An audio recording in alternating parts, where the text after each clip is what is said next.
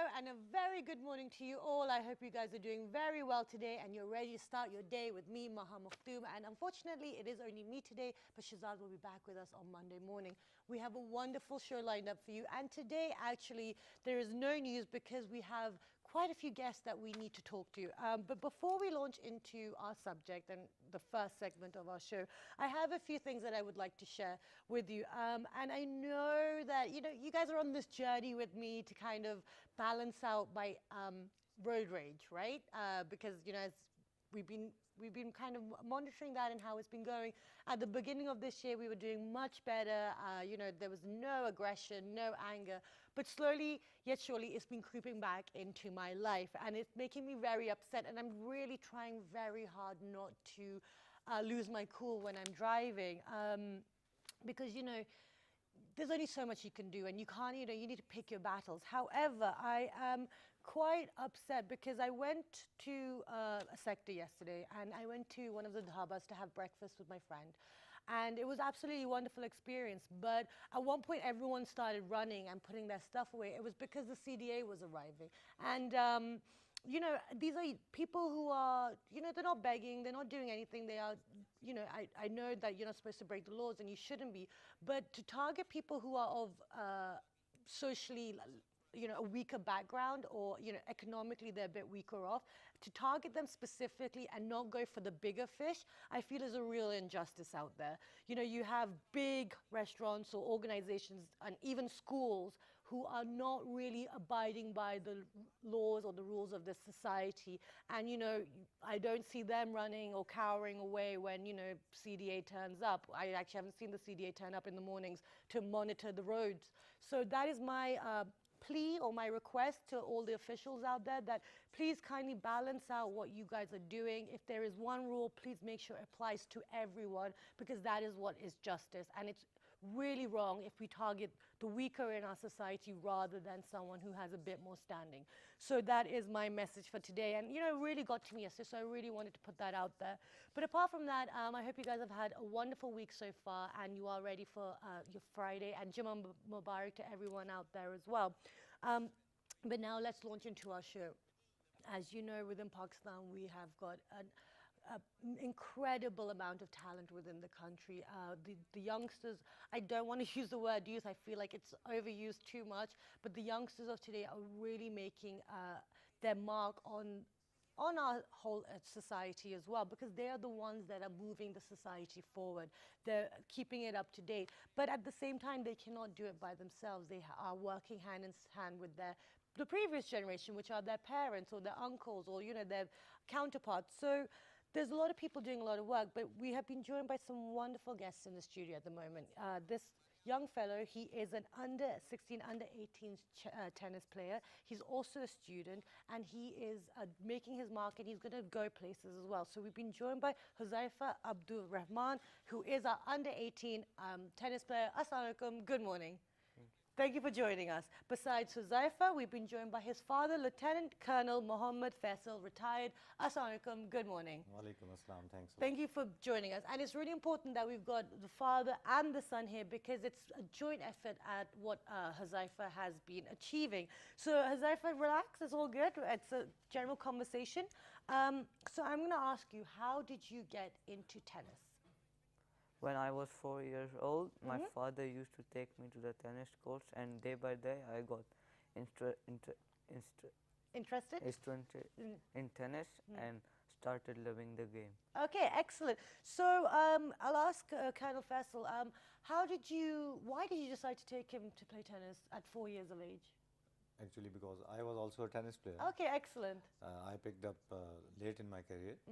So in army, whenever you get time, you go to the club.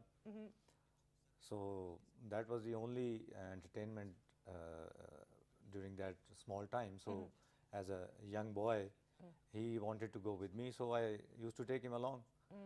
So with the passage of time, he also started playing.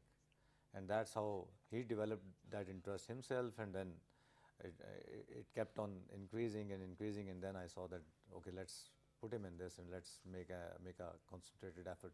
Excellent. So you enjoyed it, and so you weren't forced or anything into it. Okay, No. excellent. Now, when you started playing tennis, how did you feel when you played tennis? I really enjoy the game. I love to compete and be a good player. Okay. And regarding schools, how did you balance schoolwork and tennis work? As you know, tennis is a global game. So thousands of kids try to become good player, become professional players. So up till last year, I could manage my tennis and study both of them at the same time. But now I want to become a good player, a professional player. I need training for that. Okay. So now me and my family decided that I should only concentrate on tennis for now. Oh, amazing. Okay, so that's very rare that you have, at this age, you've now decided that he should focus on tennis more. Yeah, it was actually a very difficult decision. Yes. Because in a normal channel, you would actually like that he should progress in studies. But this period, this time frame of say around 15 years or so, this is very critical in studies as well, because a boy is going for his O levels or Exactly. matriculation, and then it is very critical for sports as well, because Yes. it is a make or break situation. Right. Now the sports is like an express train. It's very fast. The time goes very fast. So we thought, and I discussed it with my friends and some great coaches, and then I made this decision that let's give him that wonderful opportunity and full opportunity. Let's Excellent. support him to the full. If he is destined to become a player, we'll put in our effort. Okay. There should be no legacy on our part. Yeah. And if he succeeds, if he becomes a professional player, everything will be covered. Okay. But at the same time, it doesn't mean that he's not studying. He takes his books with him during his tours and everything. Okay. Because the demands of international tennis, they are huge. Absolutely. You've got to, it is not just that you go for 2 months, train and then relax. No, exactly. It's round the clock training, round the year training and competition. So it's very tough.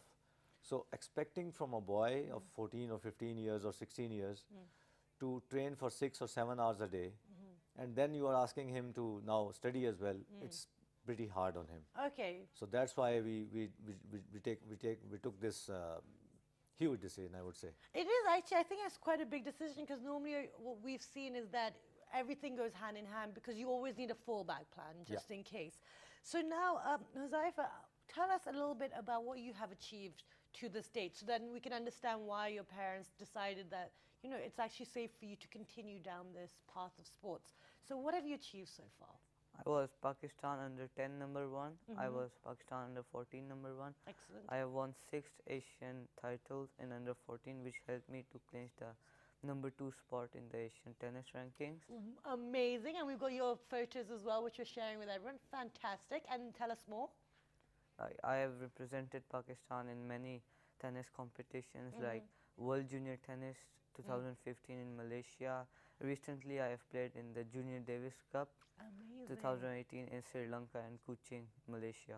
Amazing. Congratulations. That's a Thank you. wonderful set of achievements already. Fantastic. I feel like you're going to be our first single player who's going to really make a mark. You could be the Federer of Pakistan. Is that the plan?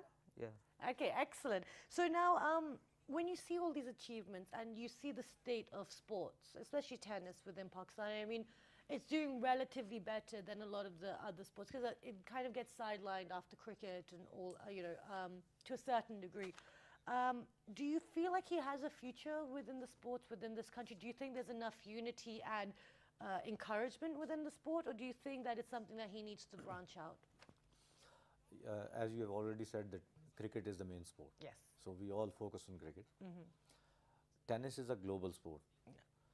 And Pakistan is unfortunately quite far behind in tennis. Yes. Up till now, we have just produced Samul Haq, who is a world-class player. In doubles. In doubles, Yeah. but he actually has remained top 100 in singles as well, and then top 5 in doubles. So it itself is a great mark that he played 2 finals of the Grand Slams. And if you see the road path of Assam, he left Pakistan at the age of 14 or 15, and he trained abroad, because Unfortunately, we don't have those training facilities and training environment here. Right. So it is a compulsion for us that if he has to reach that mark at that top level, he needs to train amongst the best in the world. He needs that training environment. He needs those academies, or those physical trainers and those top coaches. And we are actually on the same path. That education thing that we discussed earlier, this is linked with that thing now. Right. Because he is already spending 6 to 7 months, 8 months outside Pakistan. Right. We were there in China last year for a couple of months in 2 stints. Right. So now maybe tomorrow we are going to Istanbul for another 3 months. Okay, amazing. So those long patches of training amongst the top players and with top coaches, Yep. that's how we are going to get to the level which we envisage that we are going to reach there. Okay, so now you mentioned the fact that, despite the fact that over the decades there has been a little bit of effort put in individually by players to try and bring up the sport, what you need is a united effort. Yeah, but that's why there's a reason why you guys are having to go abroad, because there's no unity within the sport, from what I've seen anyway. When it comes to the Davis Cup, you guys come together, we play, but apart from that, I don't see any, double tennis players from Pakistan taking on the world. I don't see anyone going together and taking on the world. So how do you feel having to take Huzaifa out of Pakistan to do all of his training? Because that's expensive as well. Yeah, that's the point which I was going to highlight. Yes. Tennis is an expensive sport. Absolutely. So in this our journey, as of now, I am extremely, I need to mention, and I'm extremely grateful to General Ashfaq from Madi. Okay. Madi Gas is supporting Huzaifa as of now. Wonderful. For a good 1 year. And even before that, because whenever you can understand, when we go abroad, there are a lot of boarding, lodging and training expenses. So there's an average of $4,000 per month which is required. So as far as Huzaifa is concerned, seeing his achievement and talent, Madi picked him up that we are going to support him, and that's my dream as well, and his dream, and Madi's dream as well, that somebody should come up and he should take Pakistan tennis to that height and bring laurels for Pakistan. Absolutely. Wonderful. So how do you feel when you, because when we talk about the history of tennis, like you mentioned, the top ranking in singles is 125. I just checked it. So how does it feel to know that maybe you could be like #1 in the world, and as a result #1 in Pakistan, and you're bringing a lot of goodness to Pakistan? How does that feel? It feels very amazing to. The pressure isn't too much? No, it is, but you should take the pressure, and I love to compete. Okay. And I really want to make Pakistan the best tennis in the world. Well, wonderful. That's so sweet. Now, when it comes to your studies, do you feel that do you feel scared that you won't be as focused on your studies as your tennis, or you know that tennis is the way and you're gonna make it? No, I'm not scared about study. I think, inshallah, I'm gonna be a professional tennis player. Well, you already are an under-18 professional tennis player in our eyes as well, and you've won so many different achievements. It's absolutely wonderful. Now, tell us, who is your favorite player? Obviously, Roger Federer. Yeah, Federer, not Nadal? No. Okay, why not? It's just like not very good to watch. Sorry? Not very good to watch. Like it's Okay. his style is very powerful and something like that. Okay, and and your future goals is to, I mean, you've already said you're going to bring the trophies back to Pakistan, you want to be #1, but apart from that, what else do you want to do for Pakistan with tennis as well? Is there anything else? I want to play Davis Cup for Pakistan and take them to the World Group. Okay, excellent. And now, going forward, sir, despite the fact that it's expensive, despite the fact that within Pakistan there isn't that much support of the, there isn't that much emphasis, not support, emphasis on tennis. We've got Huzaifa as an example. What would you like to share with all the other parents out there? Because the fact that you have chosen the sport over the studies, which is very not normal within this culture of society. I mean, even I'm feeling a bit like, wow, this is amazing. Yes. So tell us. Actually, you know, it is, the one thing is, as you were mentioning, it is sort of bit of depressing. Okay, why? But bit of depressing that, you know, we don't have the facilities and something like. But at the same time, it is challenging as well. Yeah. You see, the same thing is in cricket. We have been deprived of international crickets for so long, but still we keep getting the talent. We keep getting the players. For me, it is a challenge as well, and I love to take this challenge. That why not from Pakistan? What all is that we are lacking? Okay, that's true. Let's put in that hard work. I put in the hard work. I had no money, right? We just put in the hard work. People saw him in the ground, and they came to me that your boy is playing amazing when he was something like 11. So if we can support you. So there was a friend of mine, Hassan Said from Lahore. Okay. He came. He has been a wonderful support to me throughout. Okay. My younger brother and one of my seniors when I was actually serving in Mangla. Okay. So Brigadier Khalid, he supported me so much that yes, this boy has got a brilliant talent, and you must support him. I mean, I was given time to go, and because I mean, I was having an appointment in the office, so he used to spare me to go take him along to play different tournaments. Okay. I used to ask leave, and army spared me to take him along to Bangkok and Vietnam and many other places. I used to accompany him. Okay. So actually, basically, I started. I coached him and I mentored him. But there are a lot of other hands who supported me. Yeah. So this is to me, this is a challenge as well. Why not we? Why not from Pakistan? Yes, we lack those facilities. But I must tell you this thing, taking this forum, that the current federation, they have done a few wonderful steps. Okay, You know for yourself that Davis Cup came back to Pakistan. Yes. Now, for one ITF tournament, if you go abroad, Yeah. you understand it takes around 2 to 3 lakh rupees. Okay. So they brought ITF tournaments in Pakistan. Oh, wonderful. You see, he played the semi-final of an ITF tournament here.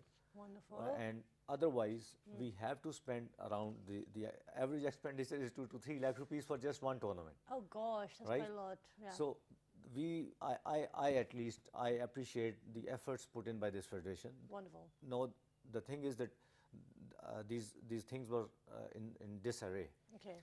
Now, putting them together, it is going to take time. Absolutely. They are in the right direction, and as I told you, for me it is a challenge. Absolutely.